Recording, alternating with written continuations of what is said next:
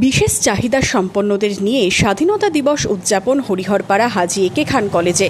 শনিবার সকালে বিশেষ চাহিদা সম্পন্নদের নিয়ে জাতীয় পতাকা উত্তোলন করা হয় কলেজ চত্বরে। কলেজে বিভিন্ন মনীষীদের প্রতিকৃতিতে মাল্যদান করে শ্রদ্ধা জানানো হয়। অনুষ্ঠানে অংশ নেন কলেজের অধ্যক্ষ ডক্টর বিশ্বরূপ নিয়োগী সহ অধ্যাপক অধ্যাপিকা, ছাত্রছাত্রী ও শিক্ষাকর্মীরা। দিব্যাঙ্গজন যারা আছেন, আমাদের যারা স্পেশালি এবলড পার্সন, তারা সমাজের তাদেরকে এগিয়ে দেওয়ার জন্য তাদেরকে সামনে রেখে তাদেরকে দিয়ে আমরা আজকে পতাকা উত্তোলন করেছি। এই কিছুদিন ধরে আমরা হর ঘর তিরঙ্গা অনুষ্ঠান করেছি। সেখানে ছাত্রছাত্রীদের দিয়ে আমরা এখানে বিভিন্ন প্রোডাক্ট তৈরি করেছি। প্রায় 250-এর ওপর প্রোডাক্ট তৈরি করেছি, আপনারা দেখতে পারেন, এবং সেগুলো নিয়ে আমরা প্রদর্শনী করব। সেখানে আমরা মেকিং ইন্ডিয়া, তারপরে আরও আমাদের যে ওয়েস্ট টু ওয়েলথ কনসেপ্ট, আত্মনির্ভর ভারত, নরেন্দ্র মোদীর যে কনসেপ্ট, সেগুলোকে আমরা এগুলোর বাস্তবায়িত করার চেষ্টা করছি আমাদের কলেজে।